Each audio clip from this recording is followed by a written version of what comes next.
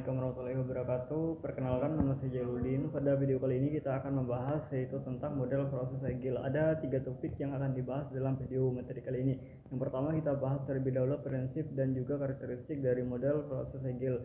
Lalu yang kedua adalah pembahasan tentang sebuah contoh metodologi yang termasuk dalam model proses agile, yaitu XP programming. Dan juga Scrum, dan topik pembahasan yang terakhir adalah aspek manusia di dalam rekayasa perangkat lunak.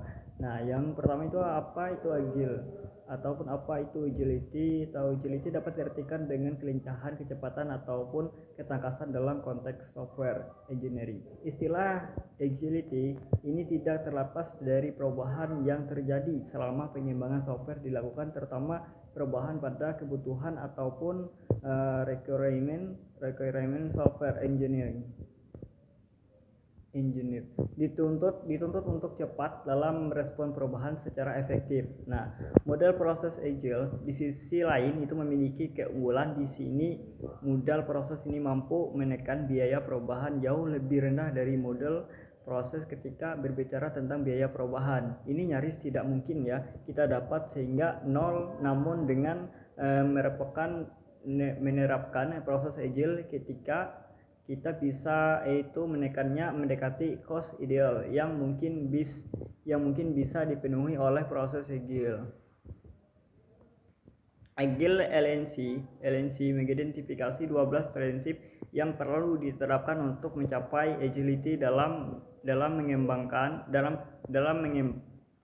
pengembangan perangkat lunak, yaitu prinsip-prinsip tersebut meliputi kepuasan pelanggan, menerima perubahan kebutuhan, dan juga pengiriman hasil yang berkelanjutan. Ada juga kerjasama antara pelaku bisnis dan pengembangan, dan juga ada pengembangan berfokus pada individu dengan motivasi tinggi.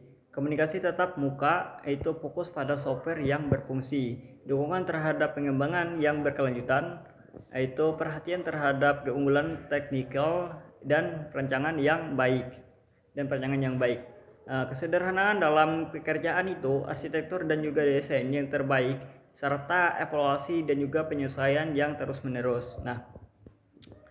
Manifesto untuk pengembangan software dengan pendekatan agile yang disepakati pada tahun itu 2001 menekankan 4 prioritas, yaitu individu dan interaksi, perangkat lunak yang bekerja kolaborasi dengan klien dan juga tanggap terhadap perubahan. Sebagai catatan juga 4 hal yang disebutkan setelahnya pada setiap kalimat tetap dihargai namun tidak diutamakan, yaitu manifesto ini sampai sekarang masih dipegang dan kita bisa itu melihat pada situs resminya contoh-contoh metode pengembangan software yang termasuk ke dalam model proses agile. Ada 2 contoh, yaitu extreme programming dan juga ada Scrum extreme programming. Scrum Extreme Programming, dan yang juga menggunakan pendekatan object oriented sebagai paradigma pengembangan software-nya, namun tidak berhenti sampai di situ saja. Paradigma object oriented pada Extreme Programming disertai dengan itu seperangkat aturan pada 4 aktivitas kerangka kerjanya, mulai dari planning, design, coding, dan juga testing. Scrum dalam RPL, rekayasa perangkat lunak, adalah salah satu metode atau juga pendekatan dalam pengembangan perangkat lunak yang menerapkan itu prinsip-prinsip agile. Scrum berfokus itu pada pengorganisasian dan juga pengelolaan tim secara interaktif dan itu incremental dalam pengembangan perangkat lunak. Dalam Scrum, pengembangan perangkat lunak itu dibagi menjadi periode waktu yang disebut sprint. Setiap sprint itu memiliki durasi tertentu, biasanya itu antara 1 hingga 4 minggu, di mana tim bekerja untuk menghasilkan fungsionalitas ataupun fitur baru dari perangkat lunak. Dalam setiap sprint, tim itu menggunakan backlog produk itu sebagai panduan untuk menentukan fitur atau tugas yang akan diselesaikan. Setiap hari tim melakukan pertemuan singkat yang disebut daily Scrum untuk menyinkronkan itu pekerjaan dan juga mengidentifikasi hambatan yang perlu diatasi. Pada akhir setiap sprint, tim melakukan demo untuk memperlihatkan fungsionalitas baru kepada itu stakeholder.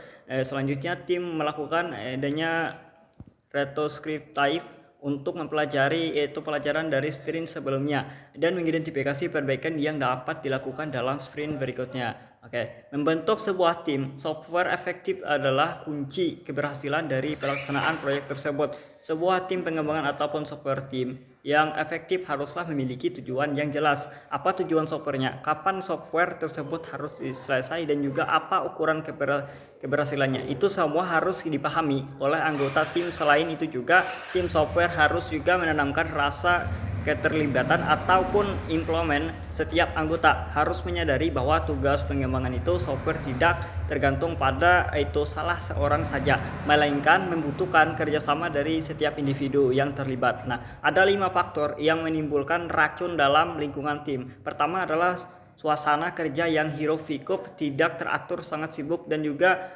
berantakan. Yang kedua adalah tingkat frustasi yang tinggi hingga menyebabkan adanya gesekan antara anggota tim. Ketiga adalah software proses yang terpecah dan juga tidak berterkoordinasi dengan itu baik. Lebih parahnya setiap tim berjalan sendiri-sendiri tanpa adanya koordinasi. Keempat, definisi peran yang tidak jelas pada software tim. Hal ini juga membuat orang mengerjakan apapun yang dia inginkan.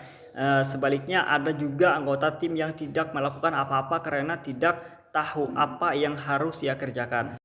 Dan kelima adalah kegagalan yang muncul terus-menerus dan berulang-ulang. Umum terjadi dalam pendekatan interaktif, itu yang targetnya sudah ditetapkan di awal ternyata tidak dipenuhi dan selalu berulang. Tentu ini akan menimbulkan frustasi pada tim. Kelima adalah faktor tersebut bagaimanapun caranya harus dihindari. Dengan demikian software tim mampu yaitu mampu bekerja dengan optimal. Nah, tim pengembangan perangkat lunak perlu memperhatikan sejumlah faktor dalam itu merencanakan struktur timnya. Berikut adalah faktor-faktor yang perlu dipertimbangkan. Nah, nomor 1 adalah tingkat kesulitan masalah. Yaitu yang pertama itu adalah tingkat kesulitan masalah. Pertimbangkan apakah software yang akan dikembangkan merupakan software itu kritikal bagi organisasi atau hanya sebagai software pendukung yang perannya tidak strategis. Faktor ini akan mempengaruhi jumlah anggota tim yang dibutuhkan dan juga spesialisasi yaitu yang dibutuhkan. 2. Ukuran program. Nah, perhatikan ukuran program yang akan dihasilkan dalam baris kode atau fungsi. Hal ini akan menentukan jumlah itu programmer yang dibutuhkan dalam tim serta keahlian yang diperlukan. 3. Waktu proyek. Tentu waktu yang tersedia bagi tim untuk menyelesaikan proyek perangkat lunak. Nomor 4 adalah modelisasi masalah. Nah, pertimbangkan sejauh mana masalah yang dihadapi dapat dimodelisasi.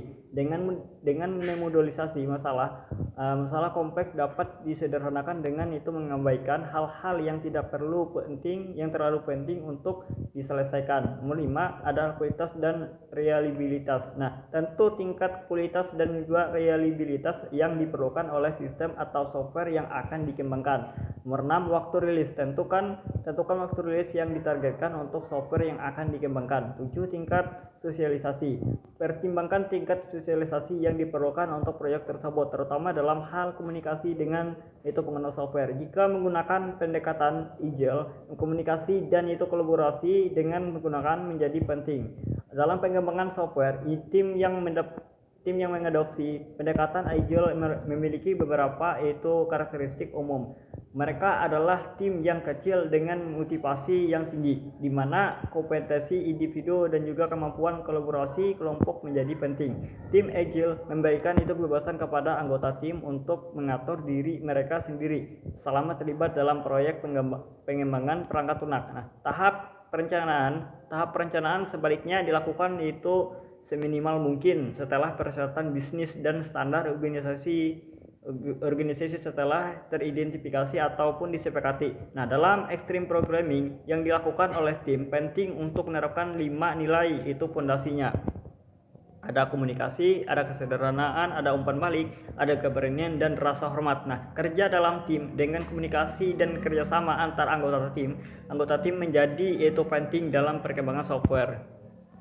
Nah, untuk memfasilitasi kolaborasi tim dapat menggunakan alat atau software. Ada sejumlah layanan atau itu tools yang dirancang khusus untuk kerja kolaboratif yang dikenal sebagai kolaboratif itu development improvement atau CDE. CDE menyediakan itu fitur-fitur seperti ruang penyimpanan untuk anggota tim menyimpan hasil pekerjaan mereka, kalender atau mengkoordinasikan itu pertemuan dan aktivitas proyek. Nah, template untuk dokumen hasil pekerjaan yang konsisten.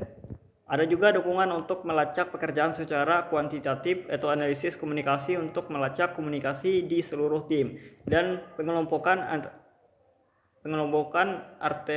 artefak untuk mengatur produk atau artefak proyek. Nah, contohnya adalah CDE yang populer termasuk IBM, Rational, ROS, dan Microsoft Azure DevOps.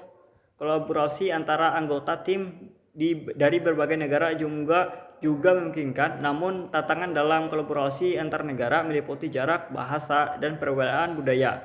Namun perkembangan teknologi telah menghasilkan yaitu banyak alat yang membuat kolaborasi global menjadi lebih mudah dalam rangka menyelesaikan tugas pengembangan software. Penting bagi tim ya untuk mempertimbangkan faktor-faktor ini dan memanfaatkan alat dan praktik yang memungkinkan kolaborasi dan komunikasi yang efektif. Mungkin itu saja video yang dapat saya sampaikan. Terima kasih. Assalamualaikum warahmatullahi wabarakatuh.